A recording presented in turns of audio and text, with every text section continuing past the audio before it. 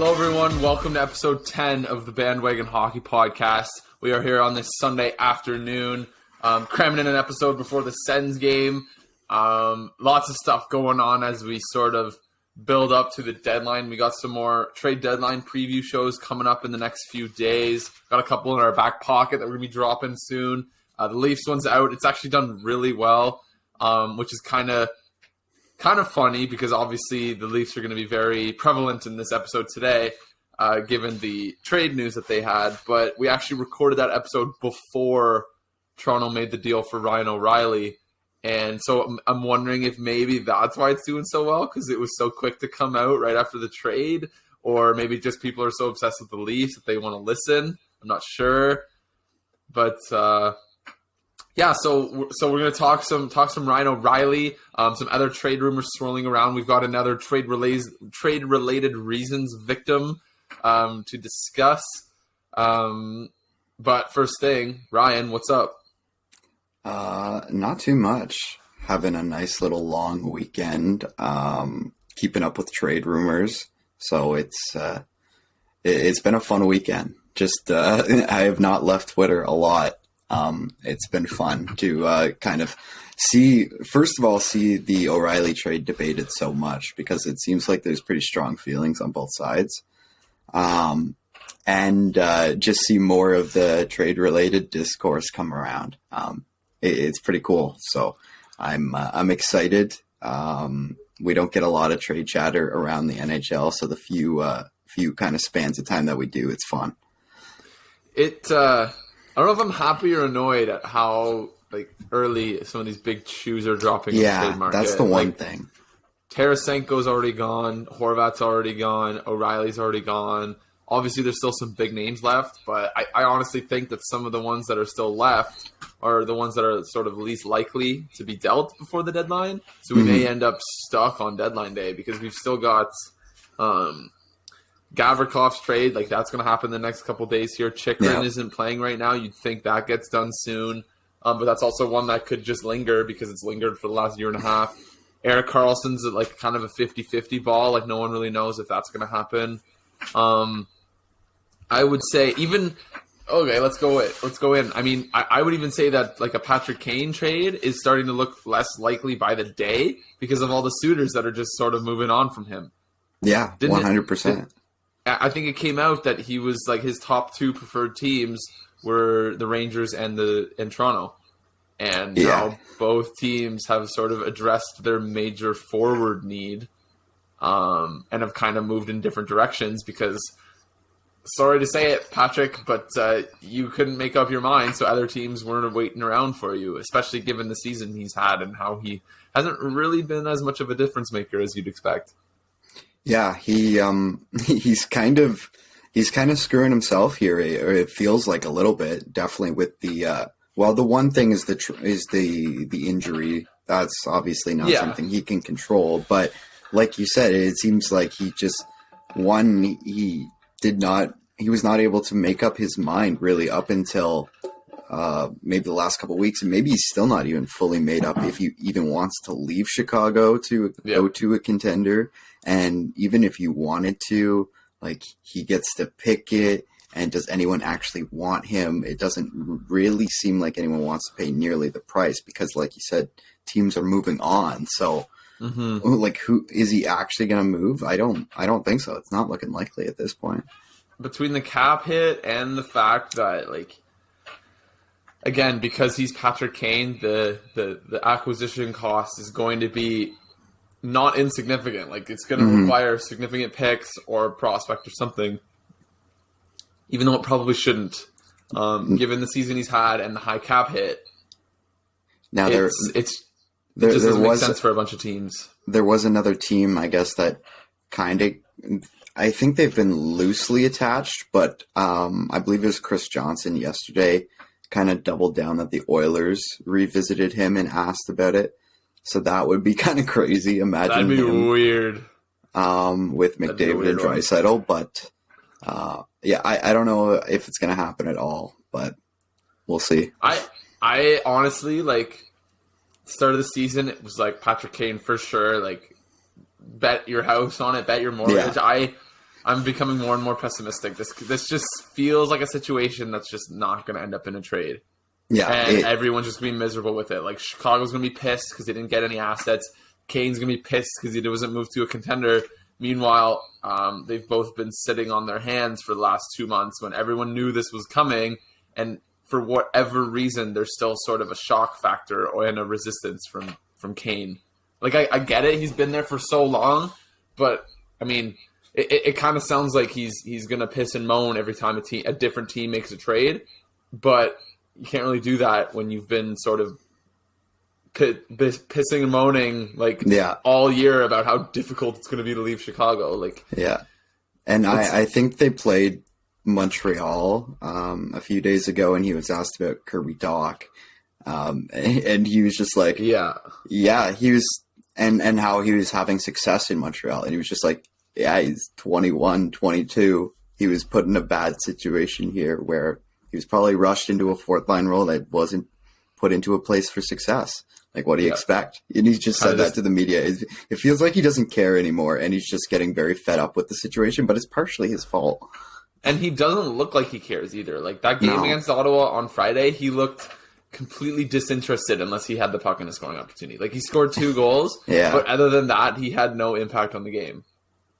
Which sounds dumb to say, but like, if you really sort of paid attention to him, you would notice that there were a lot of plays where he would kind of not back check, not sort of like forecheck even, like just standing around, a lot of just swinging his stick when guys would skate by him, not actually going at a guy. And then as soon as he gets the puck, he's like Patrick Kane, and it's like, what is this guy even doing at this point? But they still won, so, I mean, whatever. All right, let's move on. Let's move into the Ryan O'Reilly trade. Let's dissect this a little bit. So just to give a rundown of the deal itself, St. Louis traded Ryan O'Reilly and center Noel Acciari to the Leafs in exchange for a 2023 first-round pick, a 2024 second-round pick, and a 2023 third-round pick via the Ottawa Senators, I assume from the Matt Murray trade. Yeah. And in the trade, Minnesota actually acquired O'Reilly and then retained 25% of his cap hit, 50% of 50%, I guess. And in exchange for that, they got a 4th-round pick in 2025. There were a couple other pieces thrown in there. Mikhail Abramov, who I think used to be a big prospect, but isn't really anymore. I think he's like a B-level prospect, yeah. Okay. And Adam Gaudette were also a part of the trade. I assume they went to St. Louis. I'm not terribly sure. It doesn't really say here. And then Toronto also got a prospect, Josh Pilar from Minnesota. So basically Minnesota gets a 4th to retain some money, which shocked me, but we can get into that in a minute. But first, like, the major, obviously, deal is Ryan O'Reilly and Noel Acciari, who was going to play a role in the deadline. Yeah, it's not insignificant. But both guys going to Toronto in exchange for draft picks. What did you think?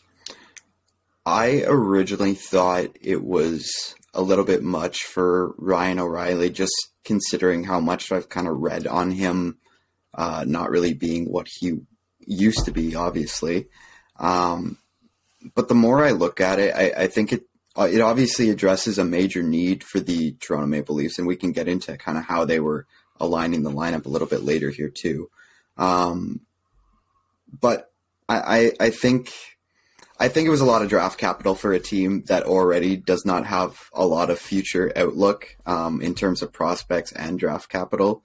So it really is an all-in move for maybe someone that was not the number one player I thought could help them at the deadline this year, but they opted to go for a former Conn Smythe winner at 75% retained with an extra bottom 6 forward thrown in. So I don't think it's the worst trade in the world for them, but I think they could have done better is how I look at it. How do you feel about it? You think Toronto could have done better? Yeah. I would tend to agree. I was very surprised by the haul of draft picks that they sent to St. Louis, but when you break down the trade, it makes a little bit more sense. Mm-hmm. Usually trades don't work this way. Like, if you're acquiring 2 players, it's almost like you get a little bit of a discount because it's like you're getting 2 guys. In this case, it kind of seems like Toronto paid for each individual aspect of the trade individually, which why the acquisition cost seems so high. So to break it down, they traded a first for O'Reilly. Fine. He was going to get a first from someone. A second for Acciari, which I believe was sort of the rumored acquisition cost for him, like a second or third. It'll be a late second. A third-round pick to have St. Louis retain half of Ryan O'Reilly's salary. And then the fourth-round pick is for Minnesota to have retained 25%. So if you break the trade down into its components, it makes sense. But it still seems rich given the fact that they gave up 4 draft picks for 2 rentals.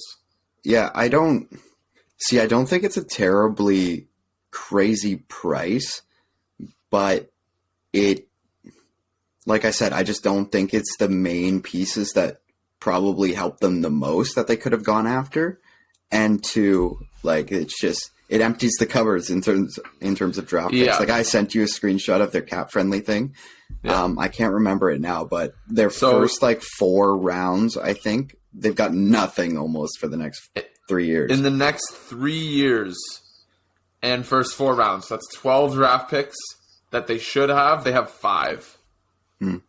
So they have their 2024 and 2025 firsts, none of their seconds, a third this year, but it's conditional. I can't read the conditions. Cap friendly's really weird with its conditions.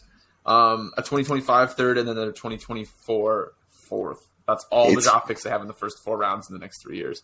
It's also interesting that Dubas kind of budged on his no first round pick out the door because and no rentals. In his media availability, he's been very no top end prospects, no first round pick out the door, but he ended up budgeting on it. No first round pick and no top prospect for rentals, you mean? Yeah. Or just in general? For rentals, yeah. Okay. Because, and I think the most interesting part about that too is you mentioned like they sort of emptied the cupboard, which they did unless they're willing to trade some of their prospects. Yeah. They still have capital, yeah. They have $3.67 million in cap space now. They just moved Matt Murray to LTIR. So, with retention, that's another $7 million player potentially. And you'd think maybe an Alex Kerfoot is a part of a trade at some point because his role has become redundant now with Ryan O'Reilly in the picture because Ryan O'Reilly is going to become everything that Alex Kerfoot was sort of supposed to be, moving between third-line center and second-line winger. And now that you have O'Reilly at under $2 million cap hit, you don't need Kerfoot making $3.5. That's just kind of a luxury that the Leafs can't afford. So I'd be very curious to see if he is sort of an outgoing salary or an outgoing player in another big trade that Toronto makes, which I think is possible. Yeah, for sure. It's been reported by, I think, Friedman and Johnson that they are not done. They're very much still looking out there for, I think, primarily defensive help at this point. They want to shore up kind of that 6-7 spot. Right now they kind of have Hall and Timmins, I think, filling those roles, but I think they're looking for something a little bit more from what I've seen anyway. So it'll be interesting to see if they can find something there too. That'll be really interesting because that'll be a cool trade too. I wonder if they go the Florida route and sort of trade off future firsts or for those players, or if they go just prospects and salary to try to bring in a player that maybe has a little bit less value. But I'm not sure. But I would imagine that Toronto has 0 cap space left after this deadline, including LTIR and all that. There's no way Kyle Dubas leaves a move on the table. There's no way. There's no way. There's always a part of a trade that I always like to look at that really means nothing is I kind of like to look at the fans' comments under the social media posts. And it seems like a lot of the Blues fans were telling the hockey world to watch out for playoff O'Reilly. Apparently he's a different beast in the playoffs. As much as we think it's maybe underwhelming in terms of how much he's fallen off a little bit now, apparently he takes it to the next level in playoffs. So maybe that's the X factor that the Leafs are hoping kind of comes through. I mean, he did win a Conn Smythe, albeit 4 years ago. But I think the big thing, though, is that Ryan O'Reilly, and I hate referencing playoff hockey, but Ryan O'Reilly is capable of playing playoff hockey. Yeah. And like they got Foligno a couple years ago, didn't work out because he was injured, and obviously just sort of not a difference maker. I'm sorry, Nick, but you weren't. They got Mark Giordano last year, who's still around, which I kind of want to talk about with Ryan O'Reilly. I don't think this is going to end up being a rental. Yeah. So it just kind of like. I saw a tweet that basically said it was kind of like a snarky little tweet. It was by the way, Dubas is totally redeemed. If this team doesn't win, it's on them. Even though Dubas is 100% getting fired if the team doesn't make it out of the first round, there's absolutely zero fiber in my body that doesn't believe that this team should win a round, and if they don't, it's because of Dubas. This guy has put everything into this roster. Yeah. He's gotten them everything they need. They have acquired a captain at each of the last 3 deadlines, which is wild. Yeah. Like what else can you ask for? What else can you ask for? You can't. And like, as much as this is maybe not the huge swing I wanted to see them take this year at the deadline, it's bigger than they've done in the past. Like this is a past Conn Smythe winner. This is a guy who's like almost constantly in the Selke conversation, at least. Maybe not a finalist or anything like that, but like he's one of the premier defensive forwards of the game in the last little bit. So I guess they're hoping they can get some of that out of him, even though he's apparently having a really bad year. But we'll see. Yeah, and he's kind of a Swiss Army knife too. Like he played second line center last night with Tavares on his wing and Marner on the right. So that was interesting. I'd be curious to see if that lasts, or if maybe that was an ease him into the situation kind of role. Yeah. When I first saw the trade, I kind of just assumed this was a straight up bottom 6 bolstering kind of move. But to put him up on the second line and move Tavares to the wing, which has kind of been rumored for a while that they were going to do, right. It really makes that top 6 kind of look a lot better. Obviously, we talked about, I think their left wing depth in the preview show we did. So that addresses that kind of in a roundabout way. Yeah. If I were a Leafs fan, I would honestly want to see them go get another guy, like one more, to have like maybe. It's tough to say that because they just went and got like two big names before the deadline. And for those who don't know Noel Acciari, like he won a Stanley Cup with who did he win a cup? No, he didn't. He was with Boston when they beat Toronto a couple of years in a row, and his rumored acquisition cost going into the deadline was going to be a second round pick. So like he's not an insignificant piece in this trade. Obviously, he's a bottom 6 guy, and Ryan O'Reilly can kind of play anywhere in the lineup. But I would like to see Toronto go and get maybe someone else to play in the top 6, and then have Riley play that third line center. It feels a little bit like a waste having Tavares on the wing, but he's also he's so slow now. So I don't know if. But that's not like, and Ryan O'Reilly's no racehorse. Like they're both very similar in terms of their play styles and their speed. So it's kind of weird having them on the same line, I think. I don't know. No, I would agree with that. But yeah, so maybe we take a look at the St. Louis side. I do have a prediction. I think Ryan O'Reilly sticks around in Toronto. I'm just gonna put this out there now.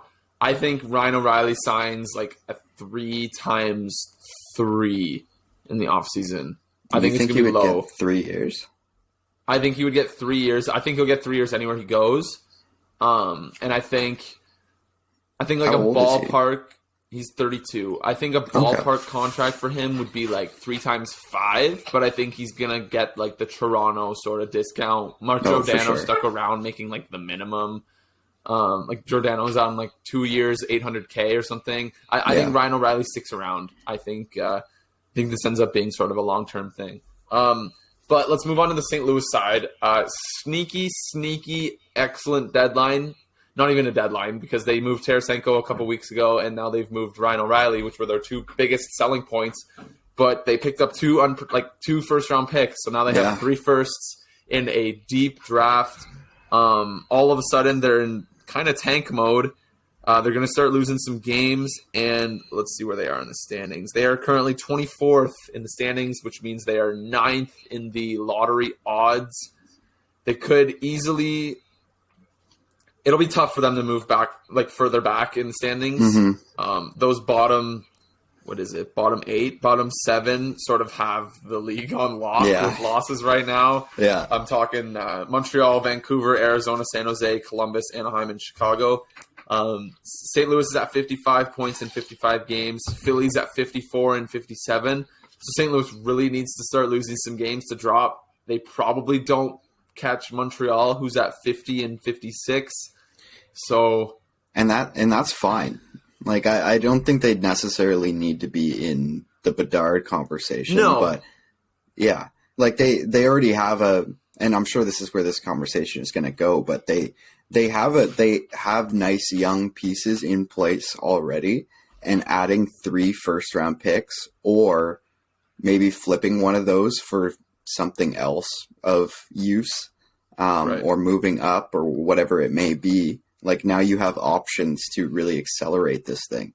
3 first-round picks is nice to really start a turnaround. Yeah, especially in this draft. And it's funny too because Dallas is the team everyone raves about for the on-the-fly rebuild because they had a wicked draft 5 years ago and now they're really reaping the benefits.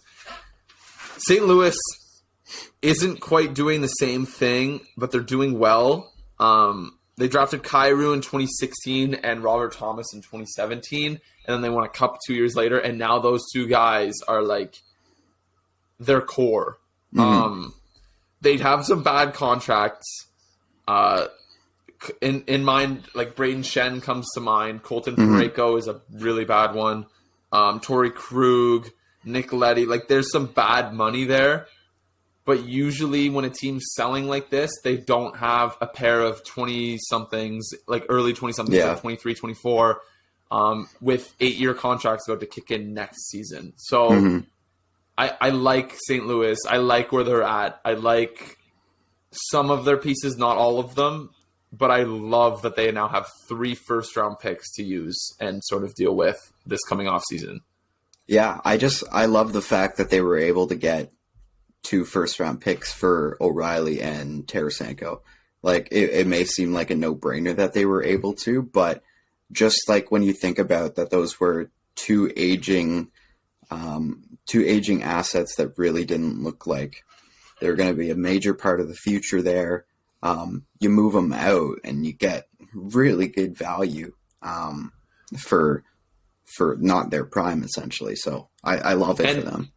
Both guys were injured a month ago, too. Yeah.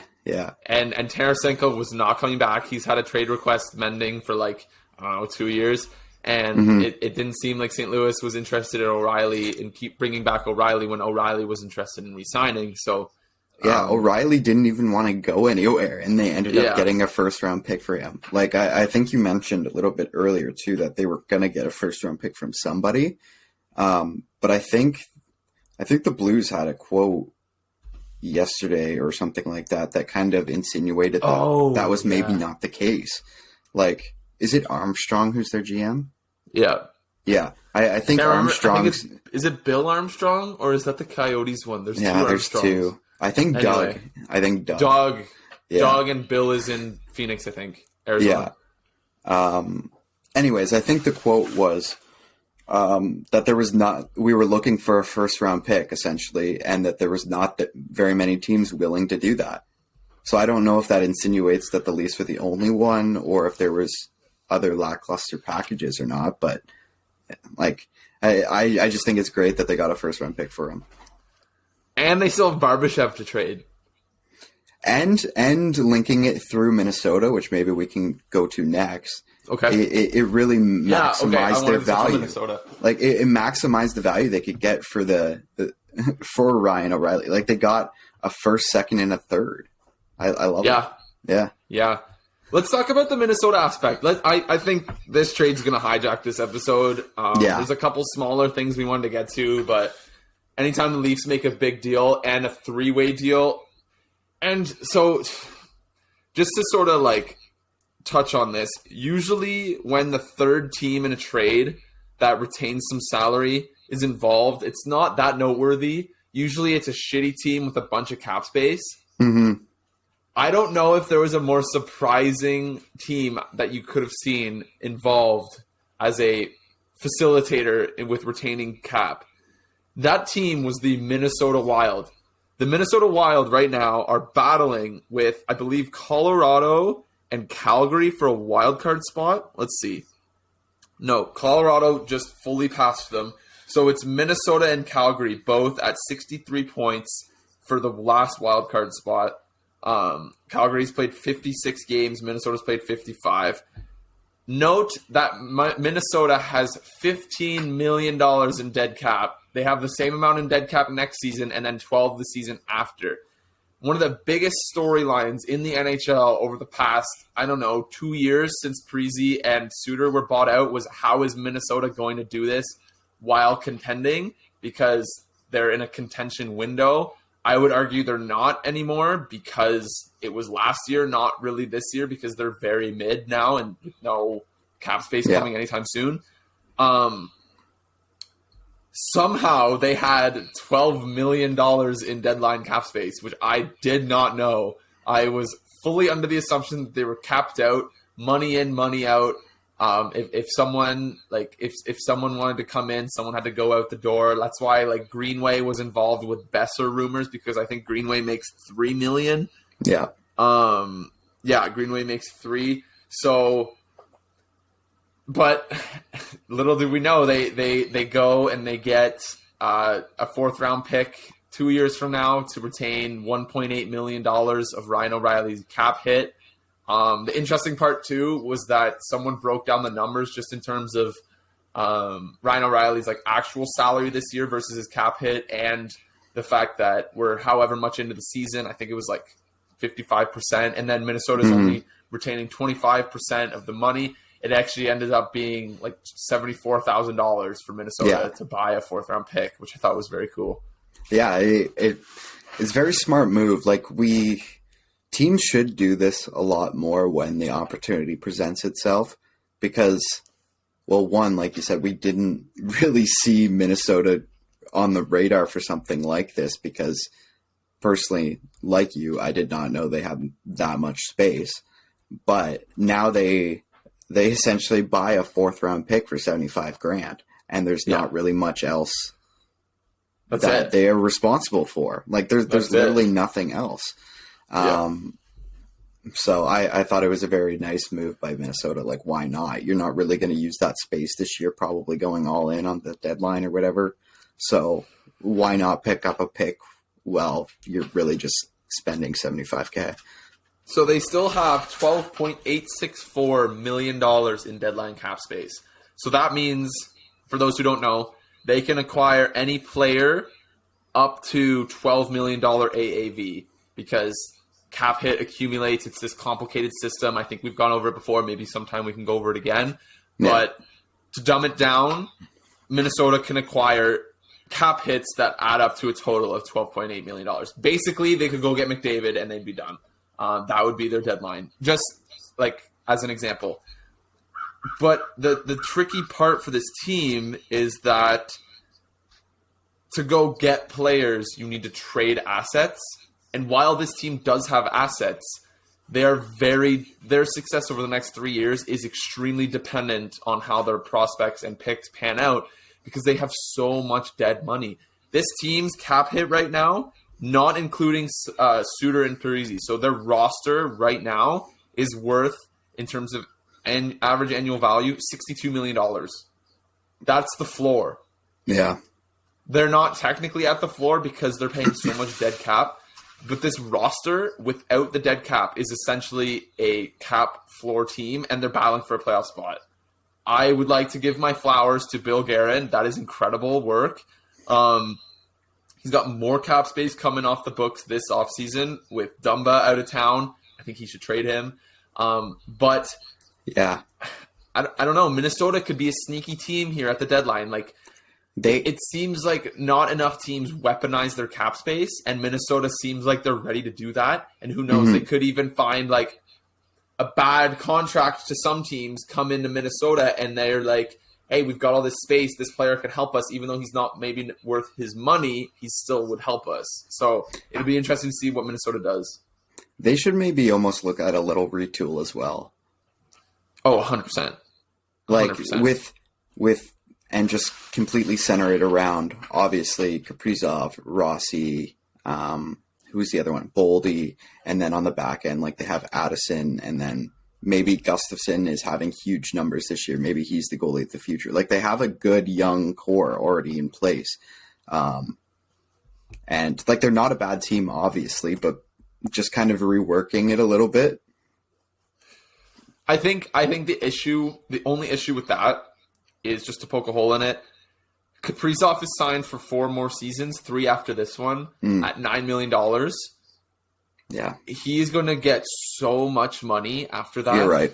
That I think Minnesota really needs to maximize their window with him, in Minnesota. Like, not to sort of like stereotype, but Russian players usually get bright eyes for big places, i.e. Artemi Panarin. And I'd be worried about, like, plus it's Minnesota. Like, it's not a big market. It's not a free agent destination. It's a great point. Just hearing that, I think you're absolutely right. They should probably maximize that window. But I'm curious to see, with all this cap space that they apparently have out of nowhere, how they shape this team around him going forward in the next couple of years. Well, they've got Boldy. They locked him in 7 years at $7 million. They've got Reeves coming off the books. They've got Goudreau coming off the books. It's just such a weird team. Joel Eriksson Ek signed long term. Zuccarello's making $6 million through next year. I don't know. I just don't see this team as much more than third place in a division. Like, not get like first round series on the road. I just don't really see it. Like I appreciate the roster given their constraints, but I don't see a way for them to sort of move into a contender status, which is what they were in last year when they sort of fizzled out of the playoffs because the dead cap hadn't kicked in yet, so they were able to still go all in. I would argue they should have gone even more all in. I don't think they made a massive trade last year, but I don't know. It's a hamstring. Like they're very hamstrung in their cap situation, even though they have tons of space. But it's a tricky one. It's really tricky. I don't know what Minnesota can do because, again, hypothetically, like in theory, you'd say go trade your assets for players because you have all that space. But you need that. You need those players, like those prospects and picks. You need that space because you have such a low cap ceiling. You're able to go, if that makes sense. Yeah, like the cap is 82.5. For Minnesota, it's 68, and right now they're at 62. So they have $6 million to play with, which is lots. Technically 12 because of how it works, but it's weird. It's really weird. So it'll be interesting to see what else Minnesota does. They're a very well-run organization. Bill Guerin is one of the elite general managers. So I definitely see them getting in on a couple more trades, maybe taking an advantage of a cap shortage league-wide, because for whatever reason, these bad teams don't think ever to sort of facilitate deals. Like it seems like the only team that ever really does that consistently is Arizona. I don't know. So it'll be cool. I'm looking forward to it. It's an added wrinkle that I didn't realize going into the Ryan O'Reilly trade. I didn't realize how much space Minnesota had, but it'll be an interesting storyline to watch for sure. Do you have anything else on this trade? Like, is there any other bits you wanted to break down? No, look at? I think that's about it. Do you want to move into sort of Tyler Motte being sat today for trade-related reasons? Gavrikov trade coming in close. I guess I'm kind of getting into it right now, so we might as well. Yeah, we can hit those and then maybe end with a nice little Jersey 2 minutes retirement. on your experience at the jersey retirement, and then we can wrap this up. Sure. Do you want to sort of give the spiel on what's going on with? Yeah. So more trade news today. I guess we'll start with the one we already knew. Gavrikov in Columbus is currently being held out for a couple games now for trade-related reasons, the big star of this year's deadline. But we got news today that there's basically a deal in the drawer for him. There's basically an agreement in place with the Jackets and an unknown team, but that another move has to be done first, assuming that that's for cap-related reasons. Like some team wants to bring in Gavrikov, but they don't have the cap to do so, so they're looking to move a player. That's what I take that as anyways.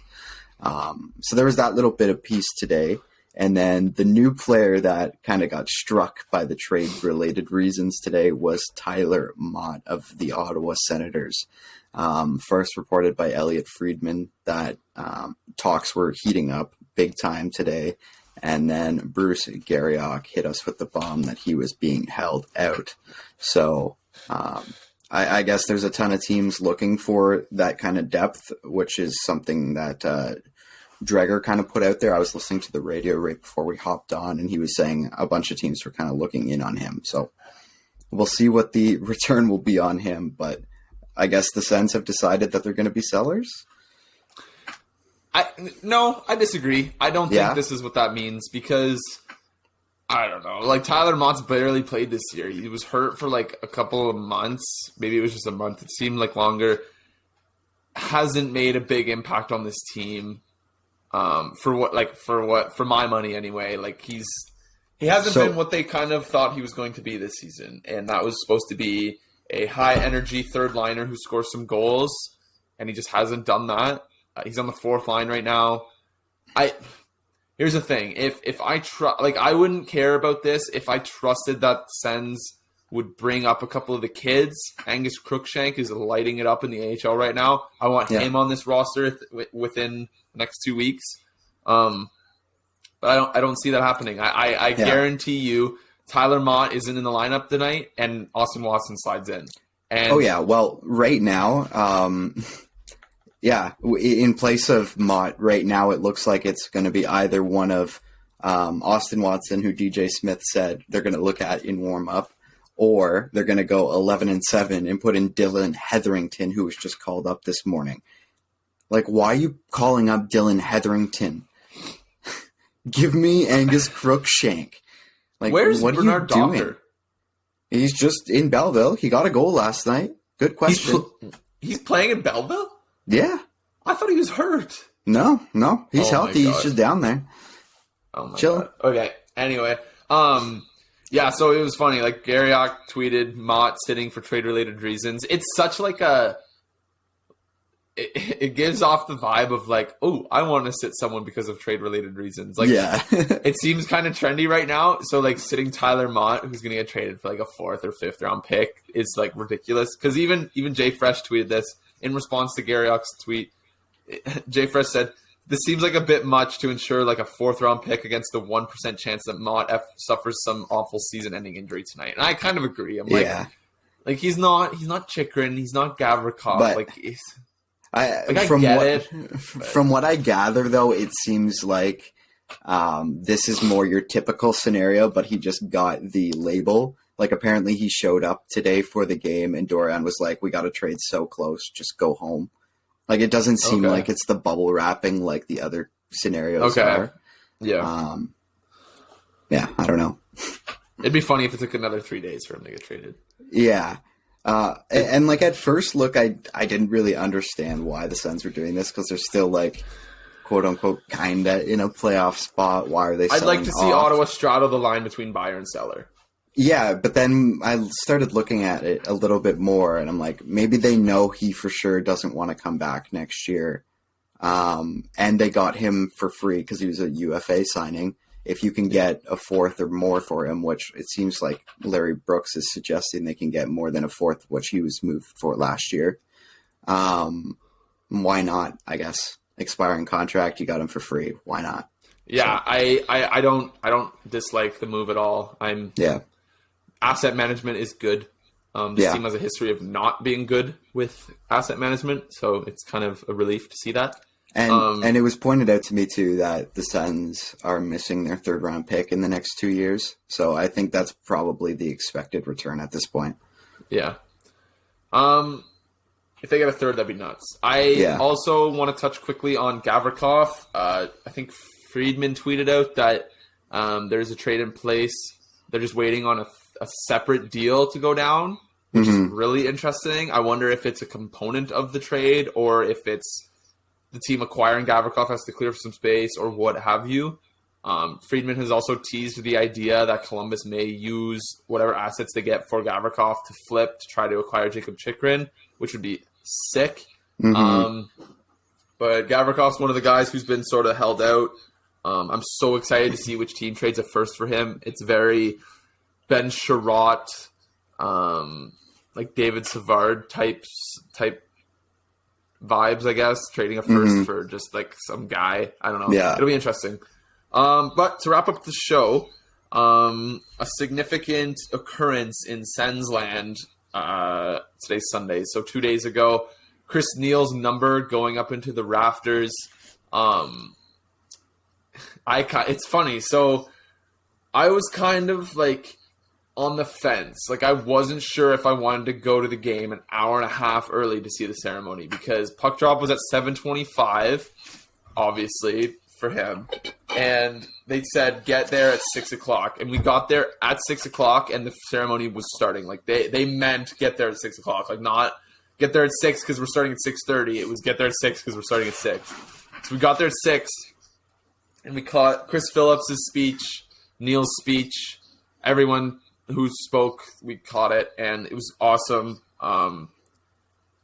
And I'm very happy I went because it was I've never been to a jersey retirement ceremony. I don't know when the next time I will be able to go to a jersey retirement ceremony is. And I didn't really consider that when I was deciding on whether or not I wanted to get to the game an hour and a half early. So I'm very happy.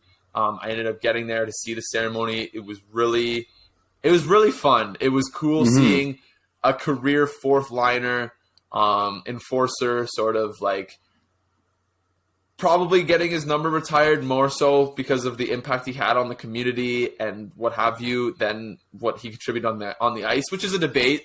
I wouldn't say that that's a slight against Chris Neal by any means, but that's kind of just the fact of the matter. Yeah. But it was really cool to see a guy who had that type of career get honored in the type of way that you see legends get honored. Yeah, and I love that they leaned into it too. Like he exited through the penalty box and kind of did this walk-off style walk through the stands out of the ceremony. I thought that was really cool. And he played right into his personality. Unfortunately, the boys could not follow up with a win for him. But that was pathetic. But we don't got to talk about that part. It was really cool. It was extremely cool. I would say, what do you think? Next time there's a jersey retirement, like, do you think Erik Karlsson gets his retired?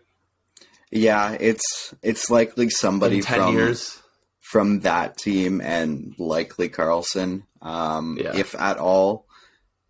Or maybe they consider Craig Anderson. Like, I think Gavrikov kind of floated that out there last night on the panel, and he's part of that committee that decides on it. So I don't think that's not insignificant, but it's not out of the realm of possibility. Yeah, it's not out of the realm of possibility. But outside of Anderson, I wouldn't see anyone else going up there for sure. So I would say that in terms of like future outlook for jersey retirement, say in the next 20 years, it'd be like Craig Anderson, maybe Erik Karlsson, hopefully, and then you're looking at this era of Sens. Yeah. Like you're looking at Brady Tkachuk, Tim Stützle.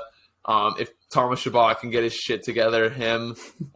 If Norris maybe puts up a couple 50-goal a year, I don't know. But it'll be interesting.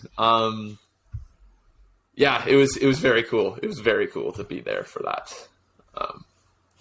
I mean, that's all I really have on that. And I don't know. Do you have anything else? Game's at 2:00. It's 1:24. We gotta start wrapping up this pod. What do you got? Yeah, we'll wrap it up here. Have a good time today. We'll see if the depleted Blues have anything against the Sens. You just know they will. The Sens losing to Chicago, you can't put anything past a lowly opponent. So Kairu's going for 2-2 tonight. 100%. You know it. All right, that'll do it for this 10th episode of the Bandwagon Hockey Podcast. Stay tuned for some more deadline previews. Going to have one coming out tomorrow, as well as this pod later today. Yeah, that's it. Catch you next time.